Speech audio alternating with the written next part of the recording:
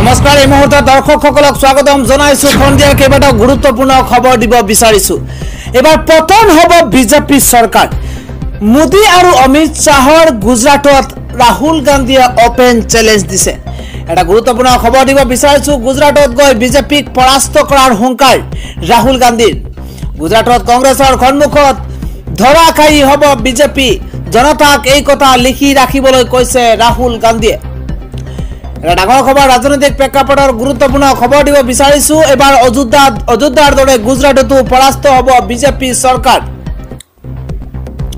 বাৰাণসীত কোনোমতে নিজৰ সন্মান ৰক্ষা কৰিছে প্ৰধানমন্ত্ৰী নৰেন্দ্ৰ মোদীয়ে বিজেপিৰ বিৰুদ্ধে ক্ষোভিত হৈ আছিল অযোধ্যাবাসী ৰাম মন্দিৰ উদ্বোধনী অনুষ্ঠানত অযোধ্যাবাসীক আমন্ত্ৰণ কৰা নাছিল বিজেপিয়ে গুজৰাটৰ জনতাই ভয় নকৰাকৈ যুঁজিলে পতন হ'ব বিজেপিৰ গুজৰাটত গৈ বিজেপিক পৰাস্ত কৰাৰ হুংকাৰ এবাৰ ৰাহুল গান্ধী গুজৰাটত কংগ্ৰেছৰ সন্মুখত ধৰা খাই হ'ব বিজেপি জনতাক এই কথা লিখি ৰাখিবলৈ কৈছে কংগ্ৰেছৰ যুৱৰাজ ৰাহুল গান্ধীয়ে সন্ধিয়াৰ পৰৱৰ্তী আন এটা গুৰুত্বপূৰ্ণ খবৰ হৈছে এবাৰ আদানীৰ পৰা ভূমি উভতাই ল'ব বিজেপি চৰকাৰে এটা ডাঙৰ খবৰ দিব বিচাৰিছো আদানীৰ পৰা 108 হেক্টৰ ভূমি উভতাই ল'ব বিজেপি চৰকাৰে আদানীৰ পৰা ভূমি উভতাই ল'বলৈ বিজেপি চৰকাৰক নিৰ্দেশ গুজৰাট উচ্চ ন্যায়ালয়ৰ গুজৰাটৰ কচ্ছৰ বন্দৰ নিৰ্মাণৰ বাবে আদানী গোটক ভূমি গতাইছিল চৰকাৰে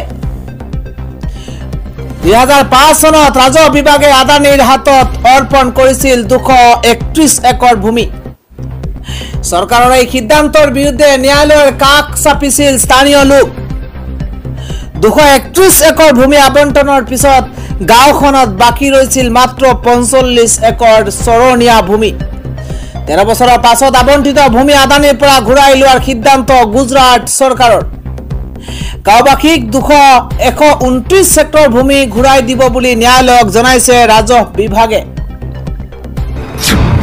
পৰৱৰ্তী আন এটা গুৰুত্বপূৰ্ণ খবৰ হৈছে শেহতীয়াকৈ কেন্দ্ৰীয় গৃহমন্ত্ৰী অমিত শাহৰ তৰফৰ পৰা কোৱা হৈছিল যে বান পৰিস্থিতি কমাৰ এটা ৰাস্তা আছে সেই ৰাস্তাটো হৈছে পুখুৰী খান্দি অসমৰ বান পৰিস্থিতি মুক্ত কৰা আৰু তাৰ পিছতে এতিয়া সচেতন মহলত তীব্ৰ প্ৰতিক্ৰিয়া আৰম্ভ হৈছিল বিশেষকৈ কংগ্ৰেছ নেতা গৌৰৱ গগৈৰ তৰফৰ পৰা এবাৰ অমিত শাহ আৰু হিমন্ত বিশ্ব শৰ্মাক উভতি ধৰা হৈছে পুখুৰী খান্দি অসমক বানমুক্ত কৰিব পাৰি হাঁহিটা কামবোৰ নকৰিব এবাৰ অমিত শাহ আৰু হিমন্ত বিশ্ব শৰ্মাই এই মন্তব্য কৰিছে কংগ্ৰেছ নেতা গৌৰৱ গগৈয়ে এটা ডাঙৰ খবৰ দিব বিচাৰিছো পুখুৰী খান্দি অসমক বানমুক্ত কৰিব পাৰি এই ডাঙৰ মন্তব্য কৰিছে কেন্দ্ৰীয় গৃহমন্ত্ৰী অমিত শাহে পুখুৰী খান্দি অসমক বানমুক্ত কৰিব পাৰি 50টা পুখুৰী খান্দিলে অসমৰ বানপানীৰ সমস্যা সমাধান হ'ব গৃহমন্ত্ৰী অমিত শাহৰ অদ্ভুত মন্তব্যক এবাৰ উভতি ধৰিছে কংগ্ৰেছ সাংসদ গৌৰৱ গগৈয়ে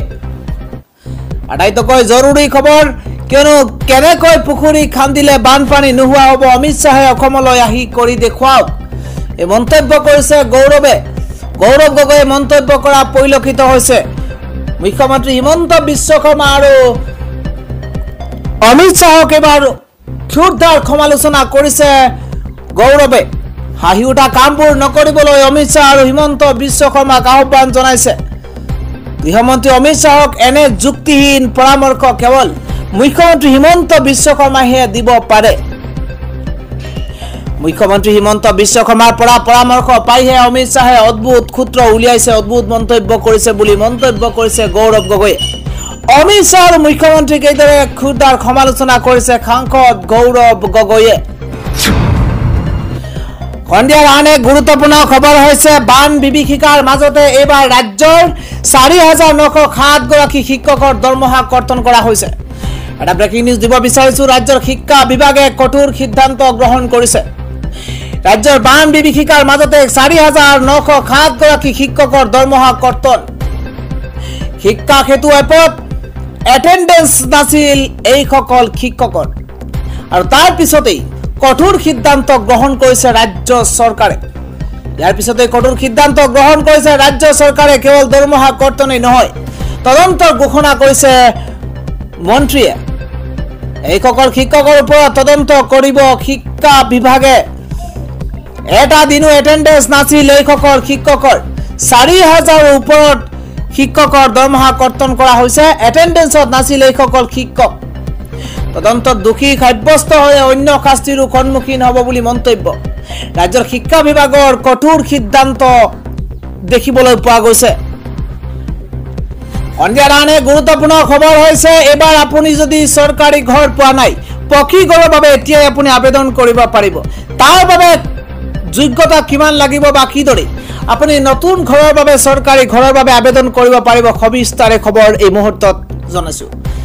চৰকাৰী পকী ঘৰ লাভ কৰা নাই যদি এতিয়া আপুনি আবেদন কৰক। জিলাই জিলাই মুকলি কৰা হৈছে ফোন নম্বৰ। যদিহে ঘৰ পোৱাত আপোনাৰ অসুবিধা হৈছে তেন্তে আপুনি নিশ্চিতভাৱে একেটা নম্বৰত ফোন কৰিব পাৰিব। কেইবাটাও বিশেষ নম্বৰ মুকলি কৰা হৈছে। বিনামূলীয়া চৰকাৰী ঘৰৰ বাবে সাজু কৰক আপোনাৰ নথি পত্ৰ। বিনামূলীয়া চৰকাৰী ঘৰৰ বাবে আপুনি সাজু হৈ থাকক। ঘৰত কোনো চৰকাৰী চাকৰিয়াল নথকা দৰিদ্ৰ পৰিয়ালে এবাৰ লাভ কৰিব চৰকাৰী ঘৰ। ঘৰ নোপোৱা লাখ লাখ লোকৰ বাবে চৰকাৰে মুকলি কৰিছে কেইবাটাও বিশেষ নম্বৰ। ঘৰ দিয়াৰ নামত যদি পঞ্চায়ত সভাপতিয়ে দুৰ্নীতি কৰে তেন্তে অভিযোগ আপুনি দাখিল কৰিব পাৰিব। 16টাকৈ বিশেষ নম্বৰ মুকলি কৰিছে চৰকাৰে। যদিহে ঘৰ পোৱাত আপুনি কিবা অসুবিধা পাইছে, ঘৰ নোপোৱা প্ৰতিটো পৰিয়ালে দিব পাৰিব অভিযোগ। সন্ধিয়াৰ আন এটা গুৰুত্বপূৰ্ণ খবৰ হৈছে, কংগ্ৰেছৰ পৰা সহায় লাগে চন্দ্ৰবাবু নাইডু। সলনি হ'ব নেকি সমীকৰণ? এটা ডাঙৰ খবৰ জনাইছো। এনডিএ চৰকাৰৰ কিং মেকাৰ চন্দ্ৰবাবু নাইডুৱে খলাব নেকি খুৰ? কংগ্ৰেছ নেতৃত্বাধীন ৰাজ্য চন্দ্ৰবাবু নাইডুক জনোৱা হ'ল উষ্ম আদৰণি। বিকাল দেৰিৰে কংগ্ৰেছ শাসিত তেলেংগানাত এবাৰ চন্দ্ৰবাবু নাইডুৰ উপস্থিতি দেখিবলৈ পোৱা গৈছে। বিকাল দেৰিৰে কংগ্ৰেছ শাসিত তেলেংগানাত চন্দ্ৰবাবু নাইডু কংগ্ৰেছৰ মুখ্যমন্ত্ৰী ৰেৱন্ত ৰেড্ডিৰ পৰা বিচাৰিলে সহায়। কেইবাটাও বিষয় লৈ উচ্চস্তৰীয় বৈঠকত বহিব ৰেৱন্ত ৰেড্ডিৰ সৈতে চন্দ্ৰবাবু নাইডু। বিজেপি চৰকাৰ গঠনত কিং মেকাৰ হোৱা চন্দ্ৰবাবুৰ বৈঠকত লৈ ব্যাপক চৰ্চা অব্যাহত আছে। তেলেংগানাতে সমীকৰণ সলনি কৰিব নেকি চন্দ্ৰবাবু নাইডুৱে, তাক লৈ এতিয়া চৰ্চা অব্যাহত আছে।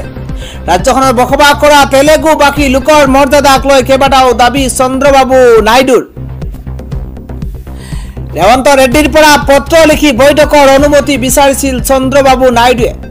ৰেৱন্ত ৰেড্ডিৰ পৰা পত্ৰ লিখি বৈঠকৰ অনুমতি বিচাৰিছিল চন্দ্ৰবাবু নাইডুৱে। ৰেড্ডিৰ অনুমতিৰ পাছতে এতিয়া বৈঠকৰ বাবে শুকুৰবাৰে তেলেংগানা পালেহি চন্দ্ৰবাবু নাইডুৱে। ইফালে কেন্দ্ৰৰ পৰা চন্দ্ৰবাবুৱে বিচাৰিছে বিশেষ পেকেজক লৈ মোদী চৰকাৰৰ ফালৰ পৰা এতিয়াও লোৱা হোৱা নাই সিদ্ধান্ত। ৰাজনৈতিক মহলত চৰ্চা, মোদীৰ পৰা সঁহাৰি নাপাই কংগ্ৰেছৰ সৈতে মিলাব নেকি হাত?